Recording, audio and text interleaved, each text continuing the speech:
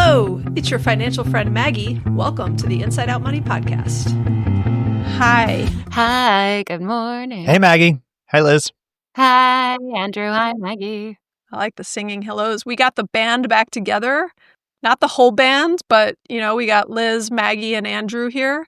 And this is going to be a good one. But first, in case you're not sure what here is, welcome to the Inside Out Money Podcast. This is a personal finance podcast focused on redefining wealth from the inside out. Every week, I speak with a rotating set of co-hosts about a different financial topic to help you improve your financial mindset and tactics. And today we have a special treat because we have two co-hosts, Liz and Andrew. Your two favorites. My two favorites. I can say that because the other two don't listen to the podcast. I actually just listened to you two because it's Monday, and I listened to you two do it on an episode this morning while I was in the car. And I was like, well, Liz is the only one we have to worry about. Yeah, and I was worried because you said Andrew was your favorite co-host. And I say it's like whatever kid is sitting in front of me is my favorite. That's how I answer those questions. But listen, you want to know what my favorite is today? Yes. We're listening to Andrew's man crush, Morgan Housel. We are talking about his new book, The Art of Spending Money. His book moves beyond how you accumulate money, which is the focus of not just his previous work, but many people's books are focused on that. And he is more exploring the psychological and practical challenges of how to spend money, specifically to maximize human happiness and utility rather than just material wealth. And you guys listening cannot see me, but I'm like holding up and shaking the book as I describe it, which I will now put down. If that name sounds vaguely familiar, but you're not sure, he also wrote The Psychology of Money, which might ring a bell. Yeah, it's a very popular book. And his second book was The Same as Ever. Same as Ever? Same as Ever, yeah. Same as Ever, yeah. Andrew, you and I were going to do a podcast. I know. It's been on the list and we've never done it. We never did it. But this one was, my favorite book in the entire world is called The Art of Happiness by the Dalai Lama. And I forgot the other names, dude, that helped him write it. I just love the title than the Dalai Lama. Yeah, it's like Howard something. But I love the title, The Art of Happiness. And so I really appreciated the title, The Art of Spending Money. It's a great book title. Well, I give 5 stars just for the title alone. Just for any of the myriad of books that are The Art of blank. That's how you market Maggie Tucker. And the design, I have like a visual design thing where I bought certain books covers. Like I loved Sahil Bloom's book, The 5 Types of Wealth, but I wasn't a fan of the cover. I know you didn't like the font, but you do like this book because it has a bird on it. I like the money origami. Oh, is it a bird made out of money? I didn't catch that. It's a bird made out of money, and I like the font choices. There's a few different fonts involved, and I like the placement. I like it all, but that's not what we're here to talk about. Riveting audio content. Yeah, I know. The point is, we have all read this book. And we all have opinions from what's inside the book, not the front cover. And yeah, we're going to jump in. I got a lot of opinions. I took a lot of notes. Looking at the show notes, it looks like we all did. So I think just for like some context to the book, right? A lot of financial advice typically focuses on saving and investing. And we even, a lot of our podcast episodes talk about that too, though we do talk about spending money a decent amount. But Morgan Housel argues that spending your money is the final, most crucial financial decision. And we often get it wrong because we confuse wealth with utility. And one of the things we talk about all the time is like it's more about the psychology than the spreadsheets, which is definitely Morgan Housel's style. And I think it's good to start with like a temperature check from each of us. So like, let's do a quick summary of what you each thought of the book. Liz, we'll start with you. Okay. I thought it was really good. I mean, Morgan Housel is obviously a really smart guy. He makes a lot of good points. There's so many nuggets of wisdom in this book. There's a reason why his books are so popular. And I also think he just vastly oversimplifies a lot of human nature. I think one of the things he says, I didn't know we're going to talk about this a ton, is people only spend money to either to make themselves happier or to impress other people. And it's more nuanced. It's wild to me. Yeah. It's not that binary. Yeah. Yeah. Okay. So you liked it, but also some points of feedback. Some of his examples I thought were really funny too. Anyways, but overall, like, thumb and a half up. Thumb and a half. Okay. Out of 5. Well, out of 5 stars, what do you give it? Oh, a lot. Like a good number of them. Okay, Andrew, what you got? So this book certainly reinforced my man crush on Morgan Housel. No surprise. I really liked it. I love his writing style. I think we've talked about how, Liz, I think that you've said this, like a book could be a blog post, a blog post could be a tweet. And if his writing style is, all these chapters are essentially short blog posts almost, and they have such good nuggets in them. And I think he's very to the point in his style. There's not a lot of fluff, and just my overall point of view of how I kind of view the world is very aligned with Morgan's, and so it really resonated with me. I had Maggie gifted the book to me for my birthday. Thank you very much, Maggie. And welcome. I got the Kindle version, and I had 16 hours to read it on my flight to Australia. So I knocked it out in one sitting and really enjoyed it. Mm. Yeah. But I want to add on to what you said, Andrew, in that I've perused some reviews for this book, and a lot of them said, this is the same as what's on his podcast, this is the same what's on his blog, and they meant it in a negative way. And I actually think I do sometimes get annoyed at a book that could have been a blog post, mostly when they're stretching it out and just adding extra words like we all did in college, right? Let's make it double 2.5 point, and we'll make the font right bigger. It's got to be 10 pages. Yeah. Exactly. But I think people... on the one end of the spectrum, there are people who say, I listened to this podcast, I read his blogs, this was all repeat to me. And then on the other hand, there are a few people I mentioned too, do you know who Morgan Housel is? Have you read his book? And they have no idea who he is. Right. And so you can't write a book assuming everybody who listens to it is going to have also listened to your podcast and read your blog. And every book you write can't be 100% fresh new ideas. There's only so many things you can say about money, right? It's not, yes, there's sometimes new ideas and new spins on things, but yeah, I think that is a harsh complaint to say that it sounds like what they know of him. He's consistent in what he believes and says, and he's decided to write a book summarizing some of his best thoughts, which is his choice to do as an author, right? Okay, my oh wait, Andrew, I know you give it all the stars, right? Oh, it's totally a 5-star, yeah, for me. So I'd say I agree with like everything you guys have said. I'd say to me it was a very insightful book with a lot of great points and nuggets, as you said, Liz, and good reminders of like, for me, where I'm at in my life at this stage, it wasn't like life-changing or altering. But if I had read this book in my 20s or 30s, it would have been. So, I mean, it's a book I would highly recommend people of all ages read. The earlier, the better. Yeah. One thing is, if even just looking at the table of contents and you look at the way he's titled each of these chapters, the titles of all his chapters and the subheadings are nuggets in themselves, right? Just at a high level. Like, for example, his, I forget which number chapter it is, but the most valuable financial asset is not needing to impress anyone. The ability to not need to prove yourself to strangers is priceless. And like that resonates with me, and it's spot on, right? So like you could just take all of his chapter titles and the subheadings, and you could put that into a blog post, and you'd get a huge amount of gain from that. Yeah. Value. Yeah. So on that note, Andrew, as we hit some of our favorite concepts and themes from the book, we'll read those because you're right. They're actually very good summaries. You're both right, but to double underline, these aren't new ideas. And Maggie, to your point of, okay, this is already stuff that maybe you knew, maybe it would have been impactful when you were younger. This is something I keep ruminating on as I read basically any book. Is there are no ideas in the world. Excuse me. There are no new ideas in the world. Right. Definitely ideas. Execution is everything. And even the points of this book, and I would guess that we would all agree, there were some takeaways. Oh, these are things that they're still rattling around in my head a couple weeks after reading it. It's not new information. It's not like I never thought, oh, wow, people have different viewpoints in their life. They spend money differently. But like the only thing that's valuable in terms of delivering content is the execution and how much it resonates with people. And I think, I don't know, I keep seeing like all kinds of books being teared down because, oh, this is nothing new. There's nothing new here. There's no new idea here. And no book has a new idea. No podcast has a new idea.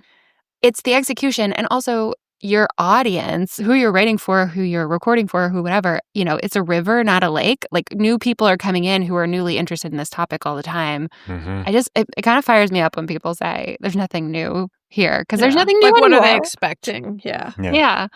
And also the way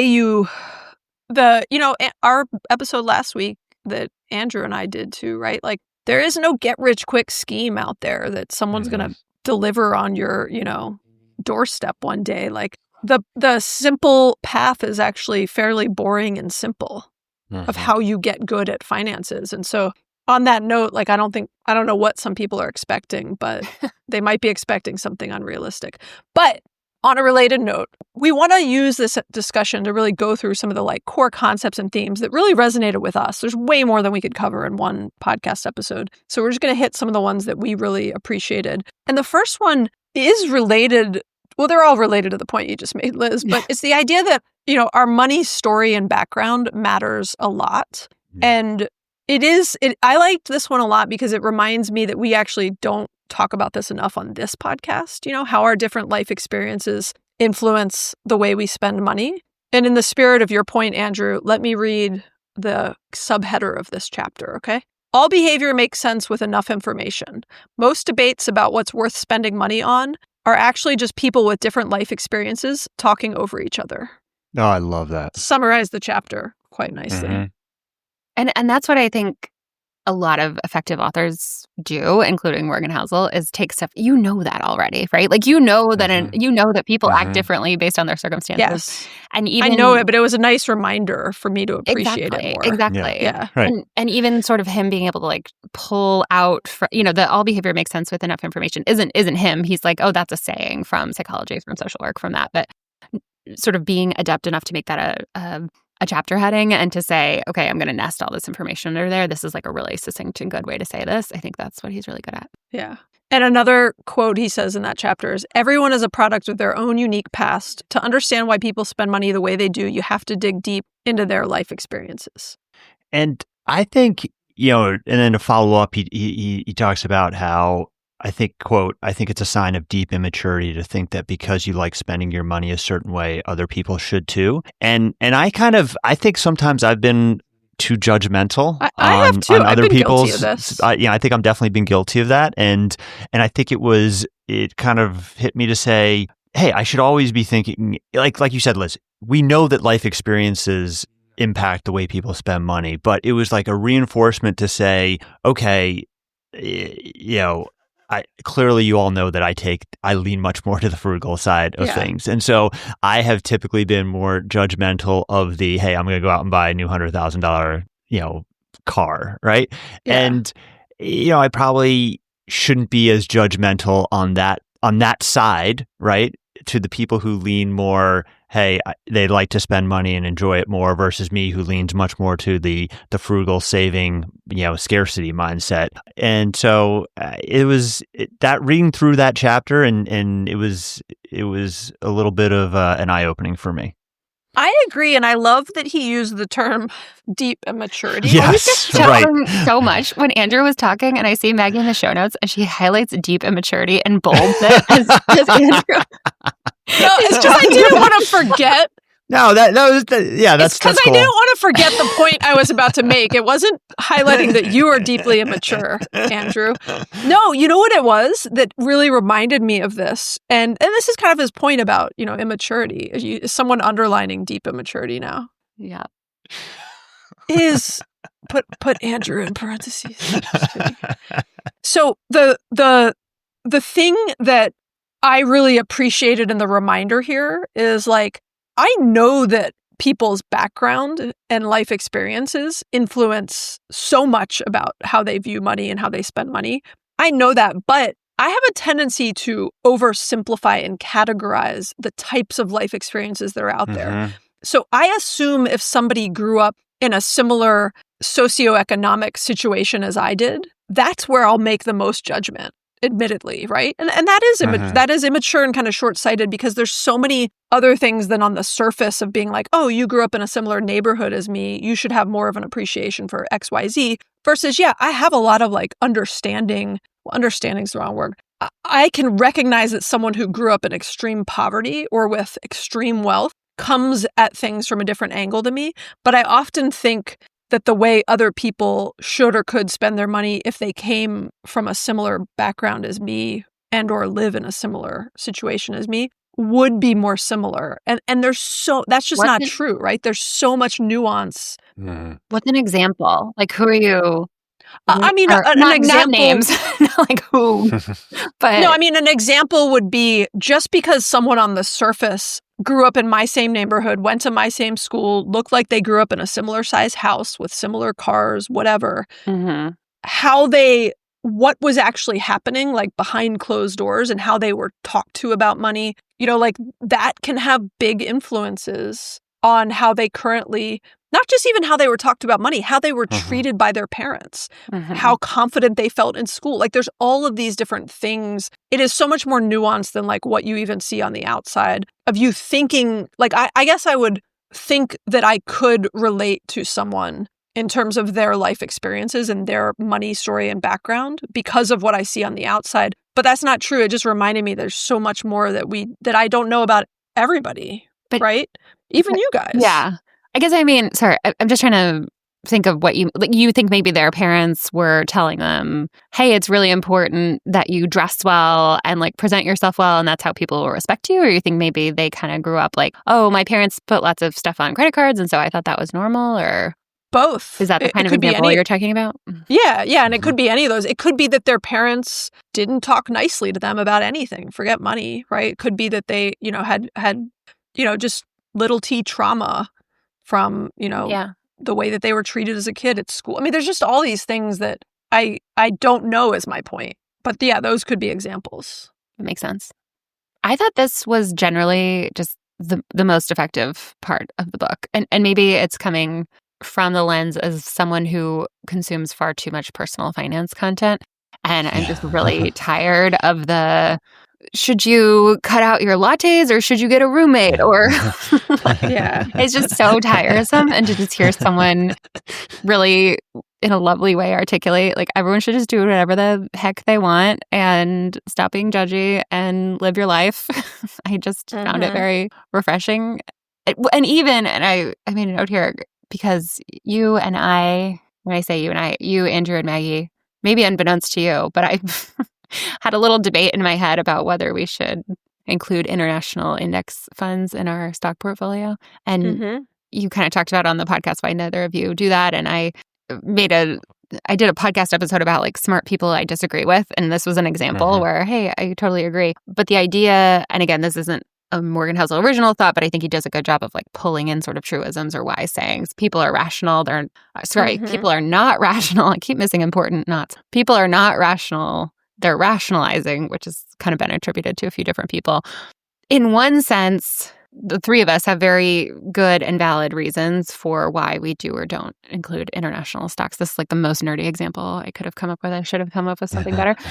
And on the other hand, we kind of just like did that. And then now 10 years later, I'm like, oh, I'm just going to come up with some really good reasons because I already did it and I want to feel good about that decision. And so I'm going to stick with that. It could have gone the other way. Yeah. We're rationalizing it. Yeah, exactly. And I don't want to rethink that decision, right? Like that's too much. That sounds complicated and I don't even want to deal with it. Right. And they're both fine decisions. Okay, getting away from index, like maybe you two both bought Teslas and I bought like an Audi EV. And I'm like, no, that one's so much better because it has massaging seats. Whereas if I had just for, if my brain had tilted the other way that day and I bought a Tesla, I would be like, no, Tesla is the best. Yeah, you'd rationalize. I get rationalized the hell out of a Tesla. Whatever, exactly.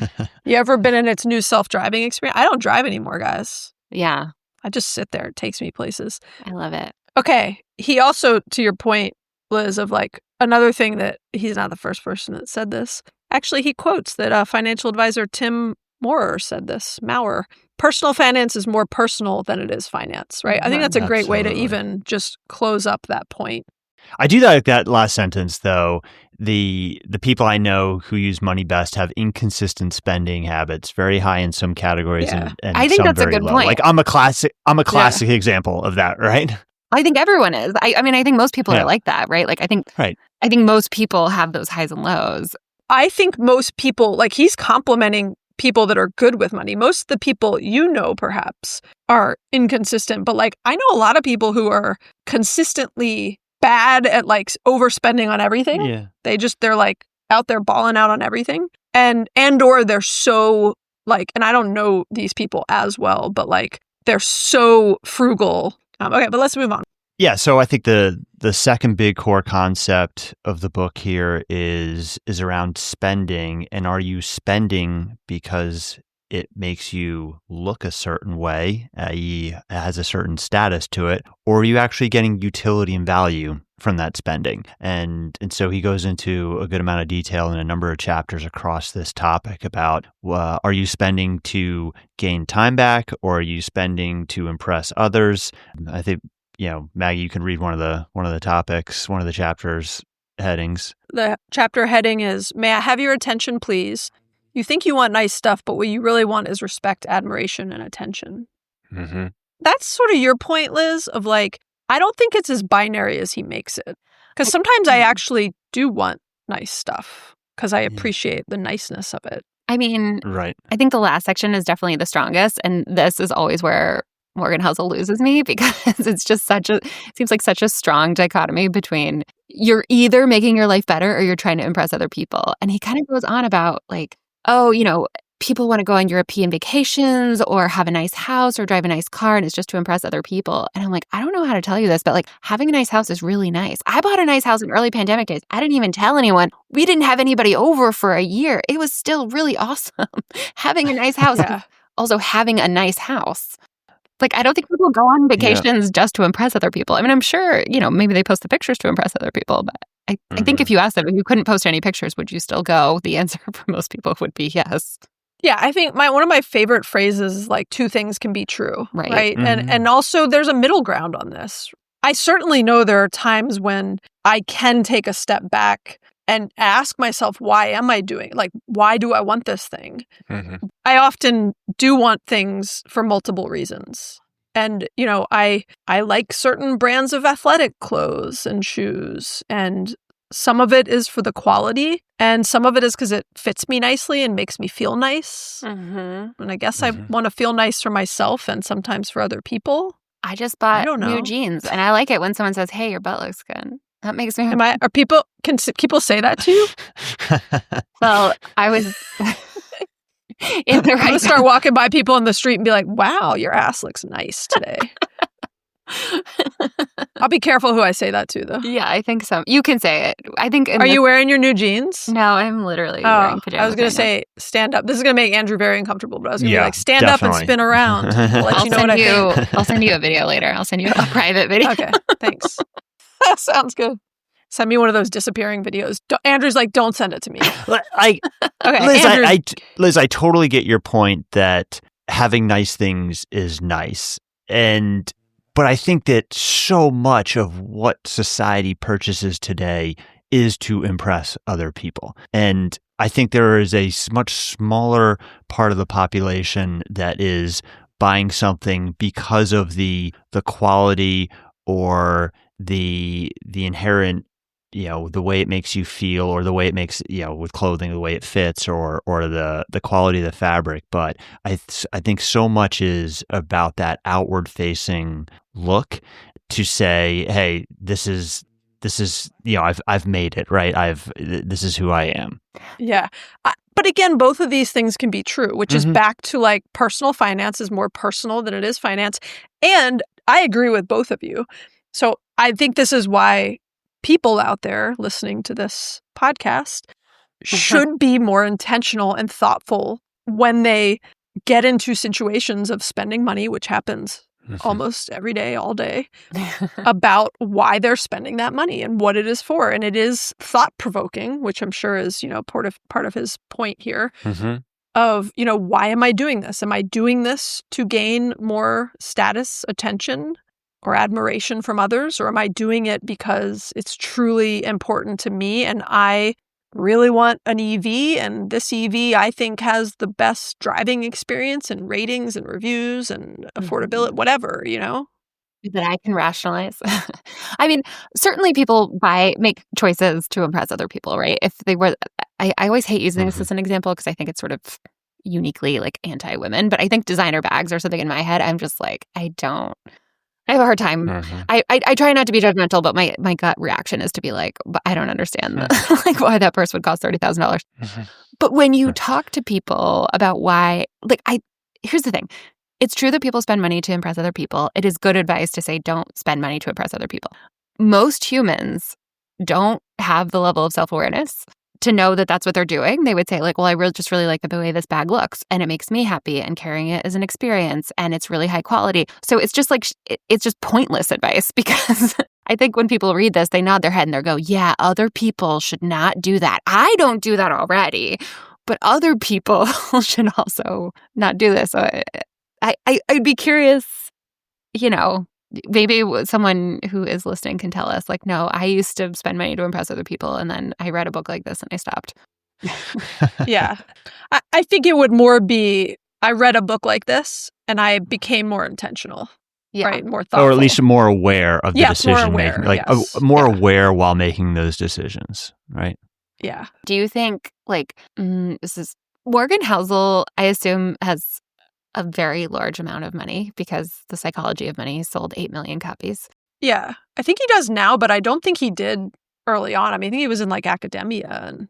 And I wonder, I mean, I would just be curious as to what you think his life looks like. I think I don't mean to say that he can't have an opinion because I don't. I think it's silly to say oh, well, you're super rich, so you can't have an opinion about how people should spend their money. That's not what I'm trying to say at all. But I wonder if when he says, oh, my wife and I live really far below our means, we're not trying to impress other people. Do you mean you're not trying to impress other people who had runaway bestsellers? Is that what your lifestyle looks like? I live a very modest lifestyle compared to the CEO of Microsoft, or I live a very modest lifestyle compared to the average person. Everything's relative, right? Yeah. Yeah, he actually at some point talked in the book about how his wealth has increased over time. I can't remember everything he said about it, though, but he referenced it a few times.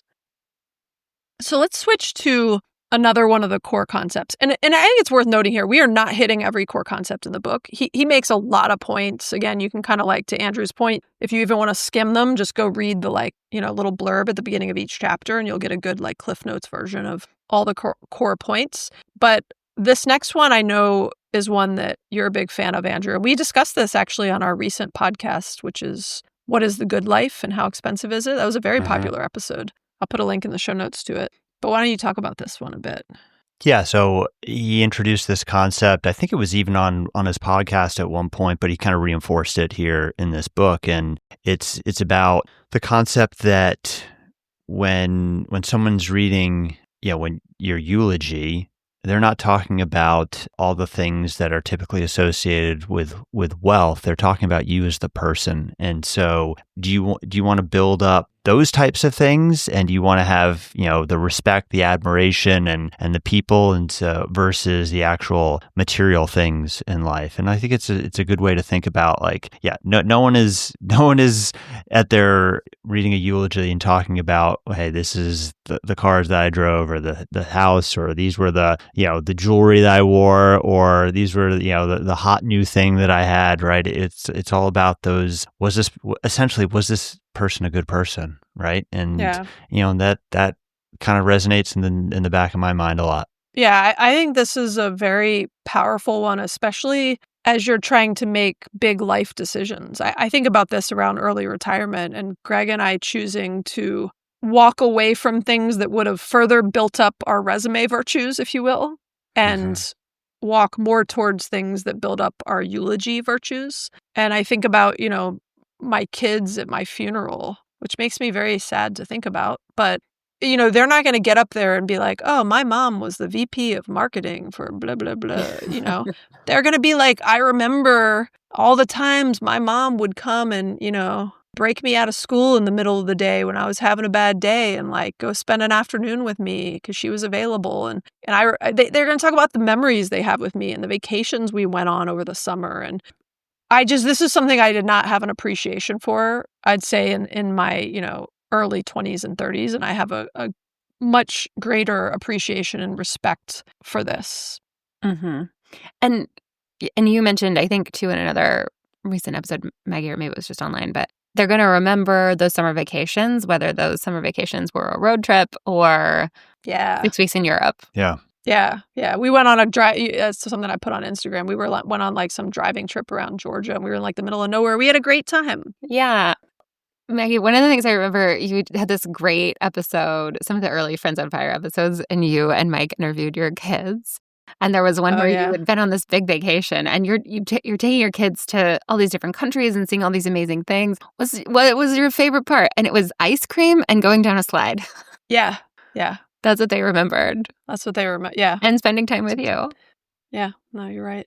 I also lately have been on this kick about the things I own also, like the volume of things I own. And what I'm constantly thinking about stuff like this. And there's the whole like Swedish death cleaning trend of, I'm not going to summarize it well, but essentially thinking about your death and like how you don't want to leave all this crap to your heirs. And if you have all this stuff, nobody's going to know what's important to you. But if you, curate and minimize the things in your life to just the important stuff, people will actually know what mattered to you. Right. And I was like reading something from Ryan Holiday, which is one of my favorite authors. He writes all the like Stoic virtue books.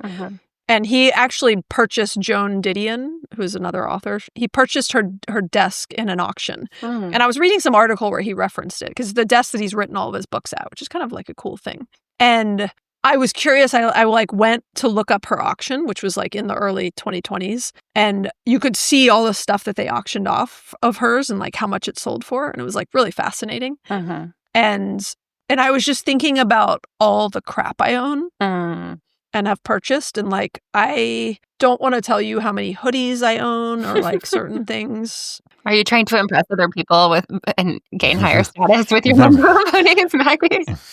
I think you just hoodies. Like hoodies. No. I mean, Maggie's hoodie collection. I just love hoodies. But I was like, I was trying to picture everything I own. Not that anything I own would ever be on like an auction site, to be clear. I'm very aware of that. But I'm just saying, I was trying to picture everything I own on an auction site and being like, would anyone care about this? Or if you've ever walked through an estate sale where someone just like left, like this wasn't a sad situation because this was like one of my neighbors and they did not die. They literally just like left and moved somewhere. But they like left. I walked through their estate sale. There was like dental floss in the bathroom. It was like every bathroom drawer was open with like all their toiletries. It's like they packed a bag and left. Pantyhose in the closet. I mean, just everything that they ever owned was out on display for people to buy. And, nobody wanted to buy most of it, right? Like, it was just, I just lately am like, I think about it around, how I'm spending my money and living my life. But I particularly think about it with my possessions, which is how I'm spending my money. Because all that crap costs something in time and money. Anyways, to wrap this point up, on my deathbed, in my eulogy, nobody's going to be like, well, Maggie was a great person, and it was because she owned 57 hoodies. Maggie, can I get the hoodie collection? Do you want some hoodies? No, can I I just want you to leave the hoodie collection to me. Yeah, correct. Yeah. You just leave the hoodie collection to me. I mean, some of them might not fit you. Yeah, you're right. But this one, like this one's Greg's, and he never wears it. I bought it for him, and I was like wearing it the past few days. And Wait, does it say minted on it? Minted. Yeah, it's a running company. It's like a running club in New York. That's where I order my holiday cards from. Yeah. Unrelated, but you could get it just for that, I know. Rock the minted. I love them. Just change the back. I just say minted Liz's holiday cards. Yeah. But yes, Andrew, I will leave my hoodie collection. I don't know. My kids steal a lot of my hoodies. They might actually want it. Like so. Well, if you have 50 of them, they could probably spare one or two for me, Andrew. Yeah, this was like Joan Didion's book. Oh, we're almost going to move on, Andrew. But Joan Didion's book, she had so many books for, there were like collections of, like, yes, Andrew, we're going to move on. Okay, this next one's one of my favorites. I agree. And I actually credit it as like my claim to fame of how I'm so good with money, which I don't even think everybody would claim I'm good with money, but we'll see. It is expectations. It's a reasonable thing to say that you were good with money, Maggie. I think we could back that up with some evidence. Correct. Okay. Yeah. That's fair. Okay, expectations. I actually want to get to the chapter intro since we've been doing this. What chapter was this even? I like how I can hear the page a little. I think that's going to sound good on the pod, like a little like. Remember our ASMR episode, Liz? Not one of our more popular episodes, but again, we don't care. At our eulogy, I think someone's going to talk about that ASMR episode. My favorite episodes, I like it. Well, I like recording just with you, but I like it when we have more than two people. And I like it when we do book reviews. And I don't know if those are popular, but I like them. So, nah. So, yeah. So there. Okay, I think it's this chapter. Okay, so he talks about the concept of managing expectations, and he basically says it's the only surefire way to increase wealth. But here's the chapter intro. It's What Makes You Happy is the name of that chapter. And it's a good life is everything you need and some of what you want. If you have everything you want, you appreciate none of what you have. That's the intro. That's actually less descriptive than some of the other chapters are in terms of like what he really talks about. Because in that chapter, he talks a lot about managing expectations. Well, like the quote here is, the best meal you'll ever eat is cheap food when you're starving. The best drink you'll ever taste is a glass of tap water when you're thirsty. Like, I mean, that just resonates so well, right? Mm-hmm. Yeah, and he says the best measure of wealth is what you have minus what you want. And his whole point is, he says all happiness in life is just the gap between expectations and circumstances. Oh. The person who has everything but wants even more feels poorer than the person who has little but wants nothing else. And when your expectations grow faster than your income, you will never be happy with your money.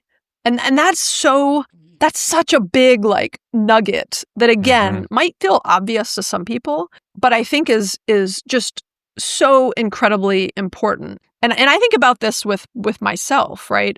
In terms of, I think I've had trouble articulating why I've been happier with kind of quote like less than many people around me, and certainly less than a lot of people I was working around. Like in the environment that I was working in and the amount of money the people around me were making and how they were spending it was significantly different than me. And I think a lot of it was because I grew up with different expectations of what kind of, not just what I grew up with, but I guess just what I desired in life was just inherently like less. And so I was so happy when I just got like a little bit more, right? That I didn't like need or want it all. And I wasn't constantly inflating my lifestyle. And some of that was through discipline, but some of it was just that my expectations were pretty average to me, right? So do you think most of the people you worked with then grew up in wealthier families? Is that? Well, that's a good point. Some people I know did. And then I think some people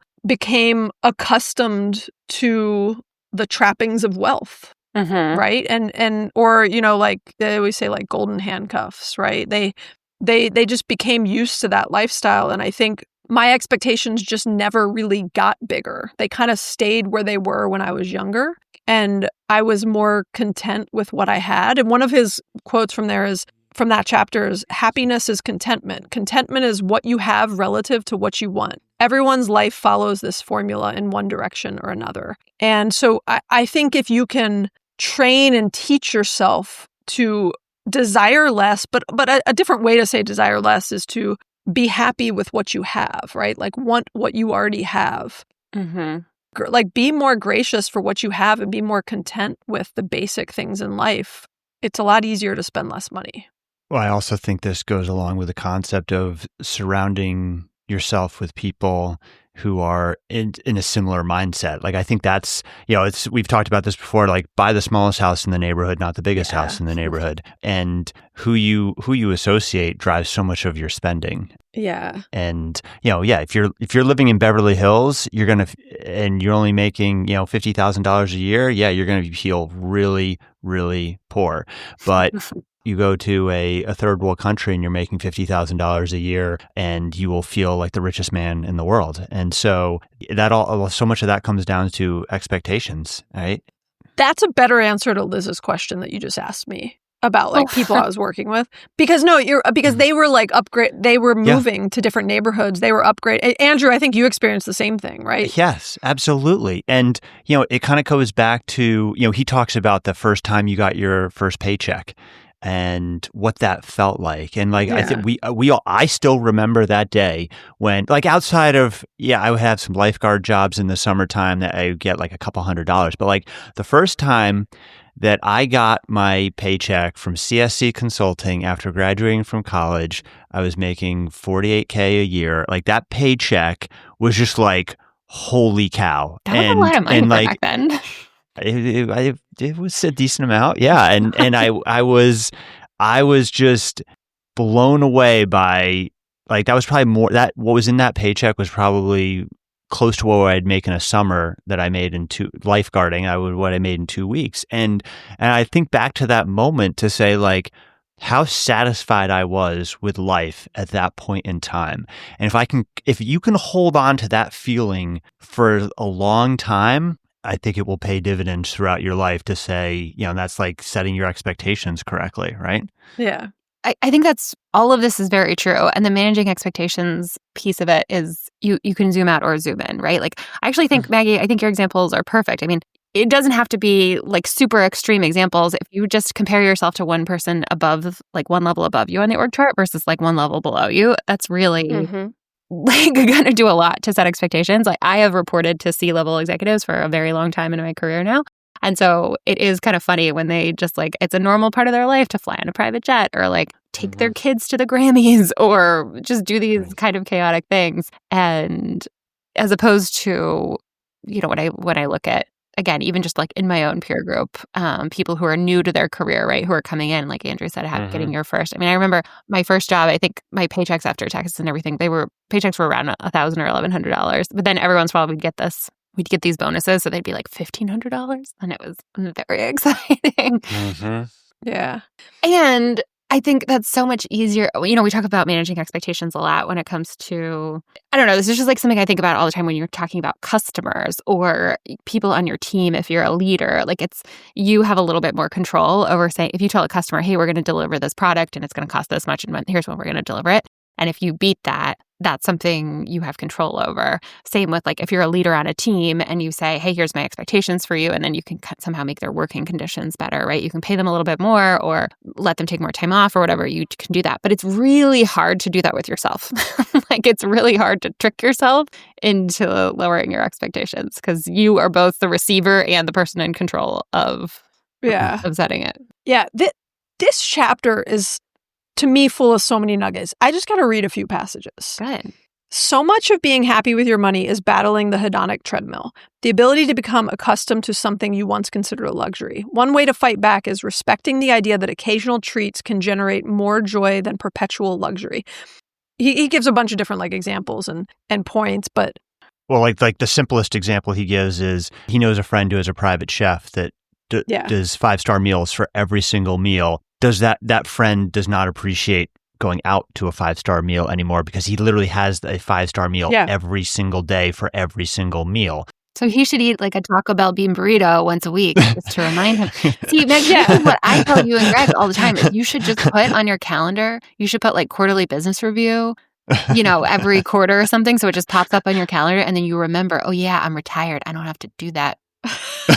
All right, Liz, I love that. Yeah. I'm gonna put end of year reviews are due. No, they're not. Exactly. Yeah, I'm gonna put on my calendar December 1st, end of year reviews are due. And, I'm just annual gonna be like financial planning meeting. That's what time of year it is for me. You should do. Can you send me those invites with like real stressful sounding titles just every few weeks?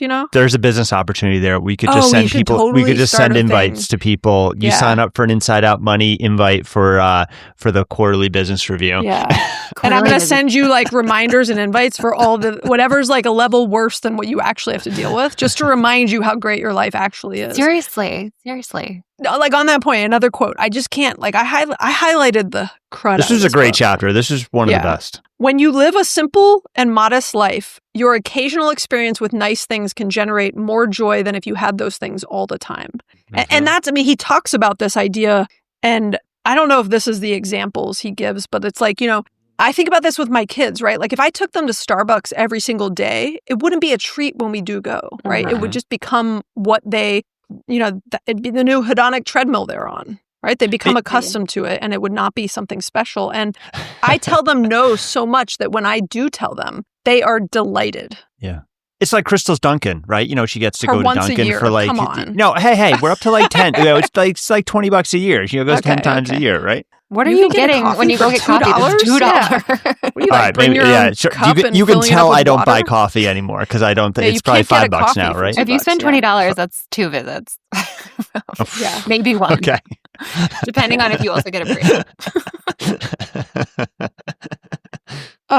So then he says, a simple life can be the most potent way to enjoy luxury items. There's so many. He's got a lot of good one-liners in there. There's another sentence in here that he doesn't spend a lot of time on it, but it resonates with me just because of who I am in the cycling discipline thing. The gap between struggle and reward is a big part of what makes people happy. Yes. And it's, one of the reasons why winning and racing is so satisfying is because of the effort that got there. And, nothing is satisfying if it's easy, right? Like it's the work that goes into it that leads to a good amount of satisfaction.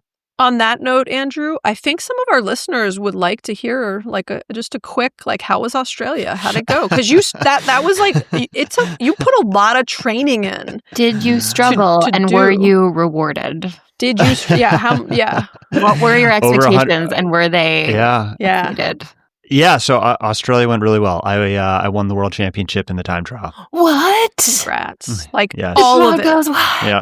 The fastest in the world, dude. That's I can't even fathom that. It was surreal moment standing on the top step and hearing the national anthem play. It was awesome. You got a little choked up, didn't you? Oh, I definitely did. I was having a hard time keeping it together. That's fine. You don't have to keep it together. You could just ugly cry up there. It was a lot of. I didn't get to the ugly crying piece. I was trying to hold it. It was later on in your hotel room. But congratulations. That's really impressive. Thank you. A lot of work, right? It's I put over, I don't even know what the number. I think I'm up to 115,000 miles in the last 5 years, over 1,000 hours every year. So it a lot of work went into it, but it was unbelievably satisfying to get the win. And to your point, if you didn't have to train to do that and you just could pop over Australia and compete and win, I imagine it wouldn't feel nearly as good. No, definitely. It's a lot of the struggle and the work drives that satisfaction. Yeah. Well, congratulations. Thank you. It's really cool. Liz and I are world champion podcasters. Yeah. Best in the world. It's not a thing, but it should be. It's interesting though, because Andrew, if you could wave a magic wand and make yourself 5% faster, would you do it? So you actually can do it in cycling, and it's called doping, steroids? right? Oh, so that's what I was not allowed, though. Yeah, correct. And luckily, they have doping controls. I had to go through doping control because I won, which I was really happy about. They don't make you go through. They don't test you unless you're a winner. Yeah, in the time trial, it's all the winners get tested, and in the road race, it's the top 3 get tested. And so, what if there was a way to do it and eating a banana in the morning was going to make you 5% faster? Would you eat the banana? Yeah, I mean that's like everything that I do. I'm always trying to get that little bit of incremental improvement. It comes from nutrition, it comes from training, it comes from sleep. You would not imagine the level of detail that we would go into for everything to try and get every single ounce of performance out. Liz, let me rephrase that for you, because I think what you're saying is, Andrew, what if a legal magic fairy showed up on your bed that morning and said, "Hey, Andrew," or now said, "Hey, Andrew, right. You don't have to train for the next year. I can guarantee you're going to win the time trials next year." But that's what I mean. Exactly. You wouldn't correct. Yeah, that's right. Yes. If there was illegal doping, right? You don't want the shortcut. Right. That was a magnesium supplement or a special banana, or I could come over and just squeeze your feet in a special way and it would make you 5% faster. Would you take it? And my point is that I think you would. And that's why this point is so hard, because we can recognize that struggle makes something better, and it is probably the most difficult thing in the world for us to choose to struggle for ourselves. Yeah. Yeah. Yeah. I see what you're saying. I see both sides. It took me a minute, but I get it now. Because I thought you did. I thought you were no, I won't take the magical fairy solution. I mean, I think you wouldn't. We're all trying to chase the magic fairy solution within the confines of the rules, right? Yes. Yeah. Exactly. That's all. I mean, that's that's regardless. That goes for all sports. Well, and I think that goes for life, right? Nobody's trying to. I don't know. But I will say, I think the struggle does build strength and it And builds character. Yes. Like when I'm talking with my athletes, I've got certain workouts that I literally call character building workouts.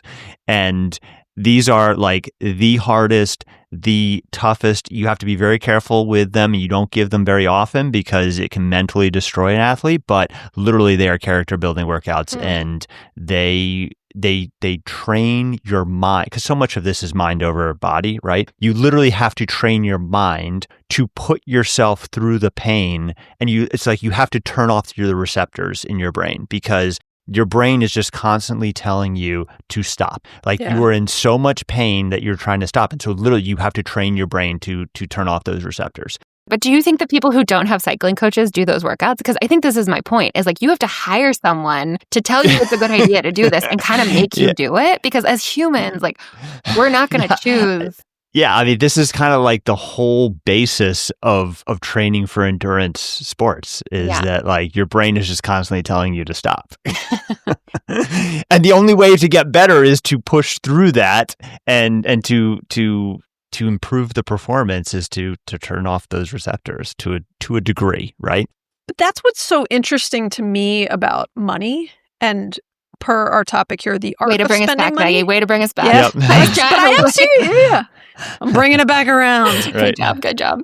That's what's so interesting about the concept of like the art of spending money and personal finance in general is it's not physically painful, right? It is mentally. It takes mental discipline. And, you know, it is such an important skill, even to the point of, you know, this chapter we're talking about here, to be able to desire less and to be content with what we already have and like all of that. But it is a mindset. The good thing is you're not having to go through like physical pain like you are when you're training for some sort of physical feat, right? You certainly might feel like you're going through some sort of kind of mental pain because, and maybe you feel like it's a physical pain because you're like, well, I got to sit and coach instead of first class and that hurts my back or something. I don't know. I was in coach for 16 hours to Australia. Of course you FYI. were, Andrew. You should have been, right?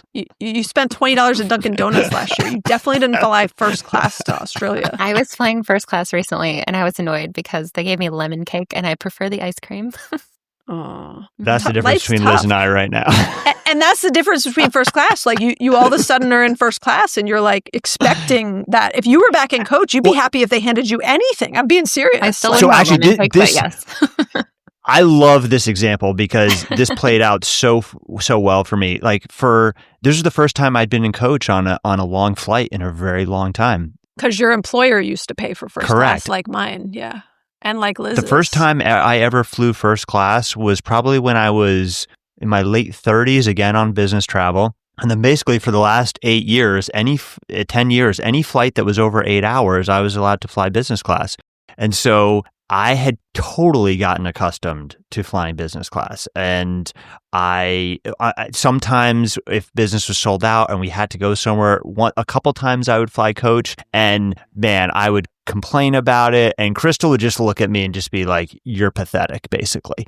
You know, I'd raised my expectations to a level that said, hey, I'm only flying business class on these 10, 12, 14-hour flights. And then I definitely got myself back to reality flying to Australia in coach for 16 hours. And you regret that? What? You regret that 16 hours in coach? No, I think it kind of reminded me that it really wasn't that bad. Yeah, it really wasn't that bad. And but leading up to it, because you remember all those, I was horrified. Yes, I was like, expectations rose, and now all of a sudden, something that used to be make you happy was not, right? The goalposts were moving, right? And so the goalpost had 100% moved for me on international business travel. Yes, and one of the biggest financial skills you can acquire is to stop moving the goalposts. I mean, I could fully go down a rabbit hole here, but I think that when you're a professional athlete transporting your body across the country to try to win a Mr. Universe race, then I think you would have been justified in flying first. But by the way, I did not get used to flying first.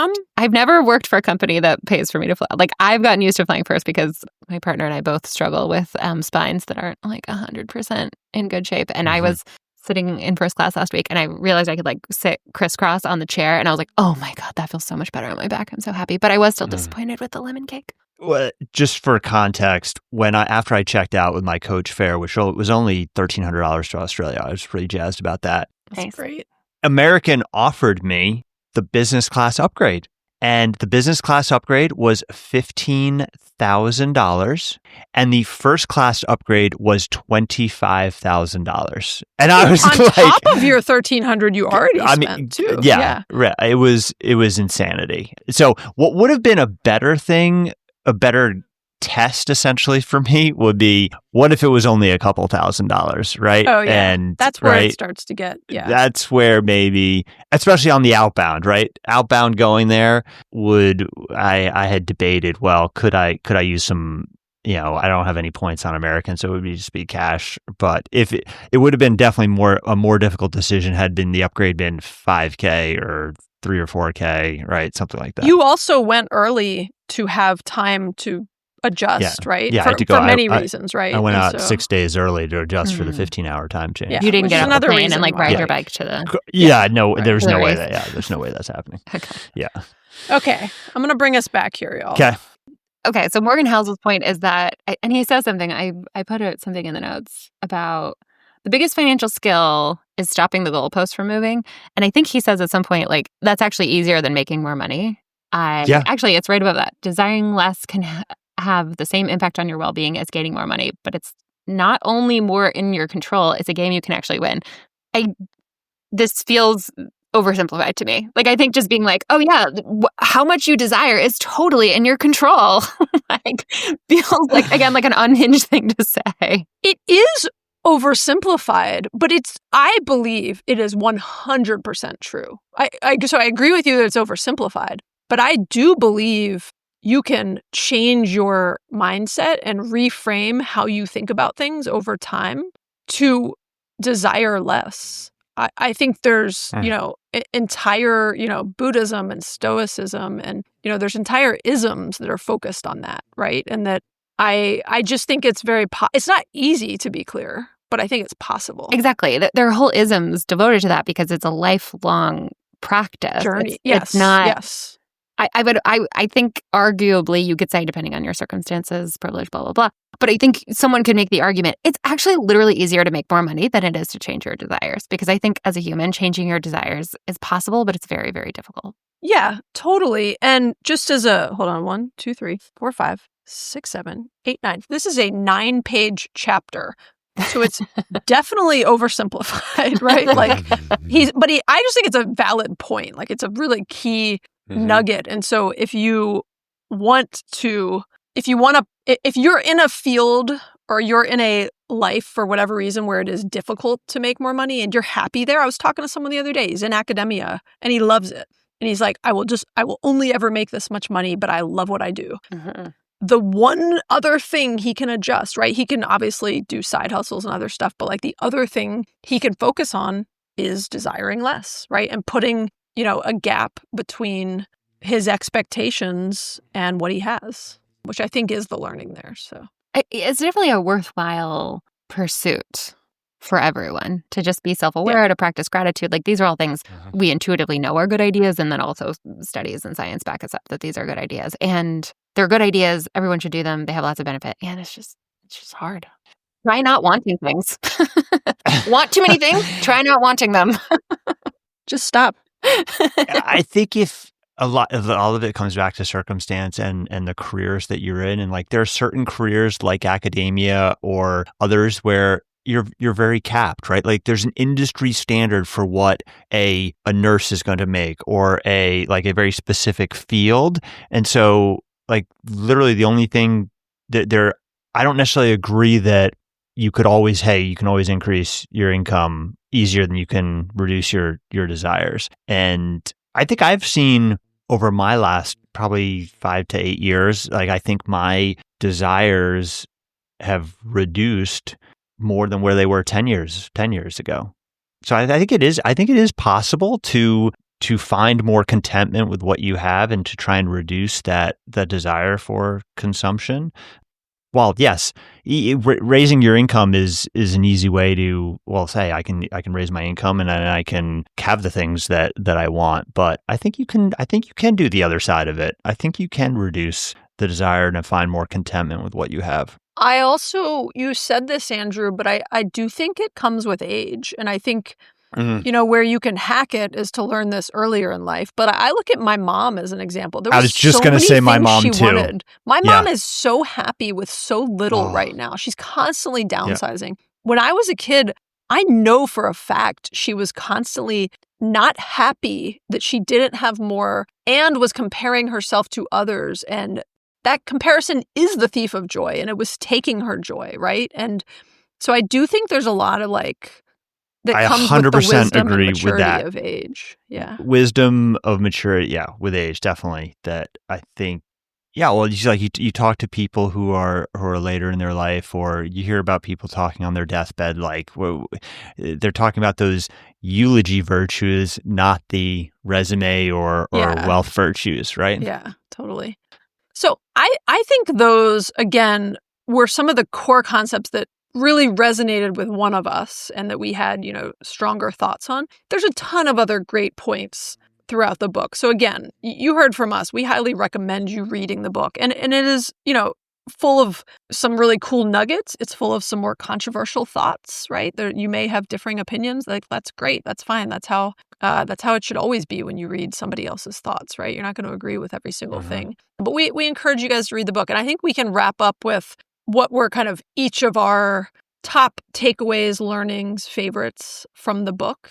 And again, I'll start with Liz. I thought there were so many good things in this book. And to your point, Maggie, it's just something I read it and then I was still thinking about it. And then I messaged you too and I said, hey, can we do an episode about this? So as much as I sometimes disagree with this author, he gets me thinking. So thumbs up for that.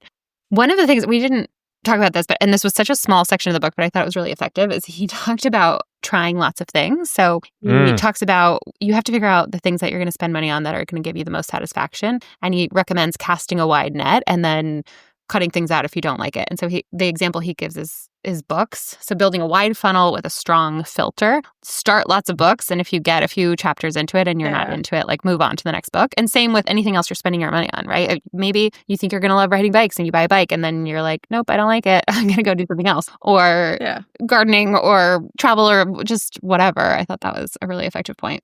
I also, probably one of my biggest takeaways from this book is Morgan Housel has some truly unhinged examples. And I will give you a couple I didn't like, and then I'll tell you my absolute favorite one that I loved. A couple that I thought were chaotic, though. He talked about how people only like things when it's cool and when it has status. And the example he gave was that people said that they liked Hamilton when it was really hard to get tickets and it was only on Broadway in New York. And then as soon as it was on Disney Plus, all of a sudden they didn't like Hamilton anymore. And I was like, I don't think that's true. And also, it was 5 or 6 years later. So yes, probably the hot musical was no longer the hot musical. And also, when it was on Disney Plus was early 2020.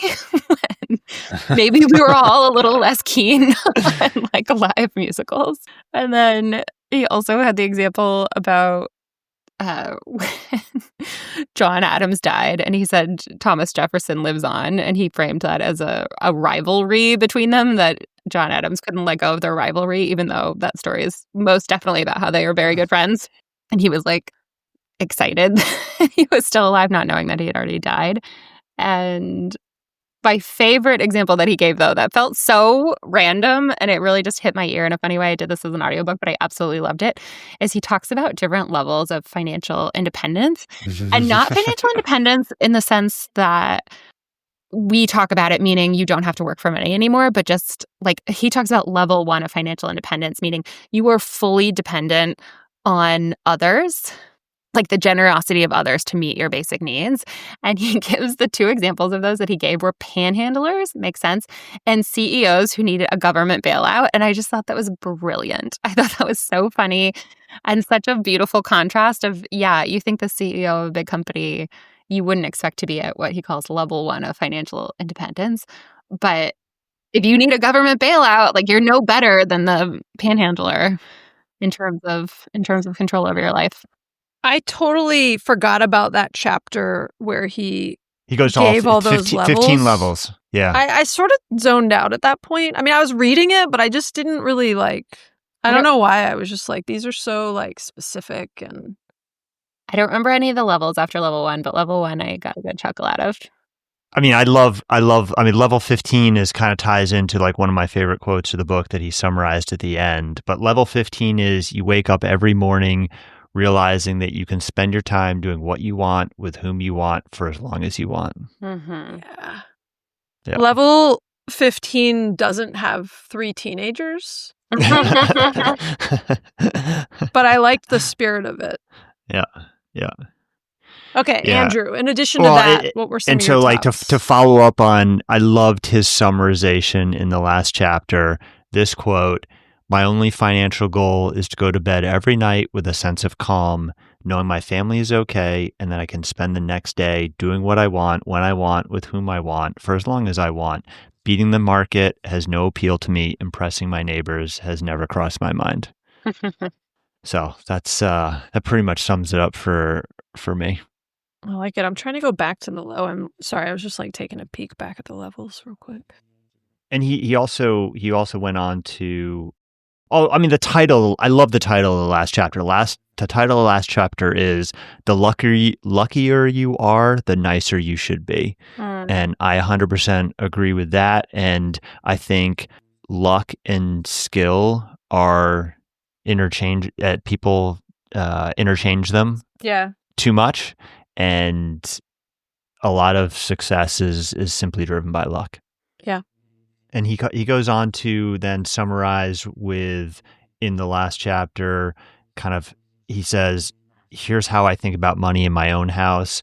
Spend less than you make, quietly compound. Money serves you, not the other way around. No one is thinking about you as much as you are. Independence is wealth. Health is wealth. Aim to be a good ancestor. Love your family." I mean, nice. That's how the book is that how the book closes?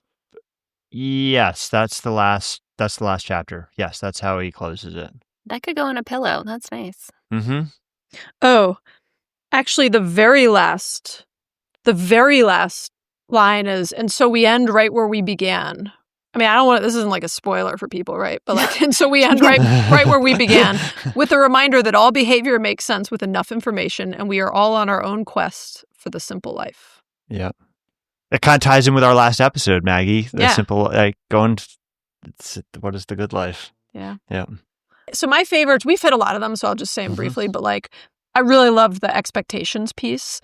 And he goes on in another section to talk about like the magic of contrast and this kind of thing he called the simple life dividend. And one of the things he said is, when you are content with a simple life, the occasional treat truly feels like magic, and living simply makes the good things feel more valuable. And I definitely strive for that myself. And I think it is something that has made me happier spending less money throughout my life. And even when I'm in a phase where I am spending more money, which feels like the phase I'm in right now. We've got to schedule our end of year spending episodes soon, by the way. Oh, yeah. And you'll see what I mean. But I definitely always remember that I can and will be fine spending significantly less if I ever need to or am in a position to have to. Mm-hmm. Yeah. I think we hit a lot of the great points. I think we all recommend you go out and read this book. You, in the spirit of spending money, you do not have to spend money on the book if you don't want to. Mm-hmm. I think Morgan Housel is doing okay regardless. He's going to be okay. And he's striving for the simple life, so he'll be fine. You can get it from your local library. You can get it through the Libby app, listen to it as an audiobook. I'm not sure if it's on Hoopla. Has anyone looked? I listen to it on Spotify. So if you have a paid Spotify account, you get 15 hours of audiobooks every month. Yeah. And so I listen to it that way. I assume Morgan Housel also gets paid from that. So he cut can, of that. Yeah. In a few years, buy an even fancier house than he has. Yeah. He gets a little cut from the library too. Yeah. But yeah, I think Erica listened to it the same. Maggie will loan her copy if you see her. I've actually already around in her bag all the time. Already promised my copy to someone. Oh. Melissa from Traveling to Retirement. Oh, yeah. we meet up every now and then. She's awesome. I really like her. She had requested if she could borrow it. And I said, you're welcome to. I did highlight in it a lot. And I just wanted to get through this episode. And then I messaged her last week and I was like, we're recording on Monday. You can have it Monday afternoon. Yep. It's all yours. So she'll have it next. And yeah. I love that. But yeah, we encourage you, read, listen. And yeah, thank you for listening to this podcast. We know your time is limited and valuable, as is your money. And there's an art of listening to podcasts. We appreciate you spending some of that with us. And if you've enjoyed this episode, there's like an art of leaving a good review. So if you want to leave us a written review on Apple Podcasts, it like really helps other people to find the podcast. You can share this episode with other people too. And we really appreciate it. If you have any thoughts or questions, we'd love to hear from you. You can leave a voicemail or text us at 404-981-3370 or hit us up on Instagram. And if you just want even more, you can go listen to Maggie on one of the recent episodes of the Choose 5 podcast. You made it. That's Congrats, the big time. Maggie, for getting on Choose 5. I had such a nice time with Ginger, who did that interview. Like, she's one of those people where, like, at the end of it, I was like, are we friends now? I think we're friends now.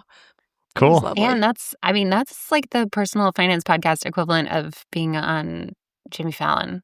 Yeah. It felt kind of big time. It is big time. Was there a green room? A little podcaster like me. Well, it's a podcast, so no. No video. Yeah.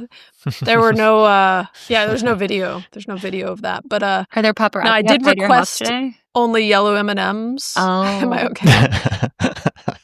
No, there was no green room, no rider of all my requirements. There might be now, though, so. Yeah, thank you guys. Always enjoy getting multiple people on. Yeah. I can't believe it's almost time for our end of year episode. I know. Episode. Yeah. Oh my God, y'all. I'm like, I need to read The Art of Spending Money like daily. Actually, I've been on a little bit of like a spending frenzy lately this year, for various reasons. And reading this book over the past few weeks kind of like pulled me back into gear. I feel like what really matters to me. Okay, go with me on this. Do you remember in Alice in Wonderland when she had were they cakes? And you would take a bite of one, it would make you bigger, and you would take a bite of the other one, and it would make you smaller. Uh-huh. Do you know what I'm talking about? Okay. Oh, yeah, I do, yeah. And then taking a bite of this book makes me spend less. Yeah, and she would take a bite, and then she got too big, and then she took a bite, and she got too small, and then she just like licked the other one, and then she ended up right in between. And I feel like you have a copy of Die with Zero. Which says like, go live your life, spend all the money, make memories, and then the other hand, maybe you have The Art of Spending Money, or you have maybe those are the two books, and you just need to like lick each one occasionally to be the right size. Or just rub it against your face. I'm not going to lick it before I lend it to Melissa. Maybe I get it back from Melissa, and then I'll lick it. Okay. I don't know what's better. Just push it on your cheek like that, like you were just doing. That's perfect. Yeah, I was just rubbing it on my face. Maybe I just like put it under my pillow, I mean, I think, sorry, I know we're done, but I thought that was one of the more effective parts of the book. I don't even think it was in the things that we decided to cut out and not talk about. But when he said, like, the opposite of a good idea can also be a good idea. And there's all these people on the internet, and they're like, should you be focused on the $3 decisions or the $30,000 decisions? And he's like, yes, both. God, why are you even debating this? Like, yeah, it's not binary. Yes. Yeah. Okay, that was your final little tidbit. Now we'll really say goodbye. Sorry. Now we'll bye, Liz. Bye. No, don't apologize. I mean, you're welcome. You're welcome. Andrew, you might want to apologize to Andrew. I think he wants to go. He looks hungry. Everyone's hungry. I'm hungry. Bye, Liz. Yeah, Bye, I just got Andrew. off the bike. Bye, guys. Bye. Talk to you later. Bye.